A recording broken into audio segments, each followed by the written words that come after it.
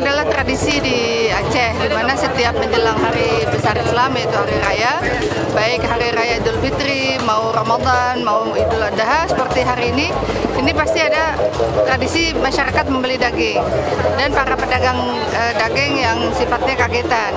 Nah, saya minta kepada dinas untuk ke depan kita yang menyiapkan tempat mereka, sarana prasarana mereka, kemudian air bersih yang harus kita siapkan sampai dengan standar tempat di mana mereka boleh memotong hewan tersebut sehingga lebih hygiene dan sebagainya, karena memang kalau kita melihat di mana mereka tempat memotong hewan itu sudah memenuhi standar halal.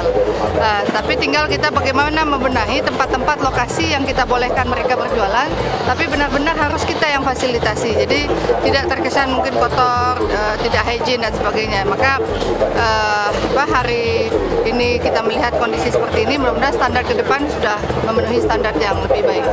RPH memang peralatan yang mereka gunakan itu kan sudah bagus, artinya bagaimana hewan itu bukan disuntik, bukan dipingsankan dan sebagainya, tapi memang memenuhi standar hewan itu benar-benar dia mau untuk disembeli.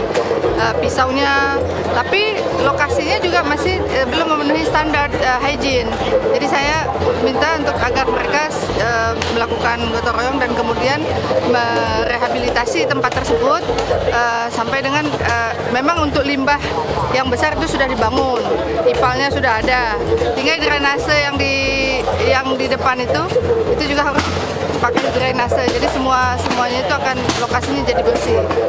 Omkos sekitar ada 80 ekor yang kita sapi ya, kemudian itu ada yang kita bagikan ke kampung-kampung yang tidak ada kurban atau kurbannya sangat sedikit. Jadi kemudian ada tempat mungkin yang fakir miskinnya banyak, jadi kita distribusikan ke sana. Ada juga kambing, jadi jumlah tahun ini lembunya yang saya ingat tuh 80, kambingnya mungkin hampir juga sekitar 80-an.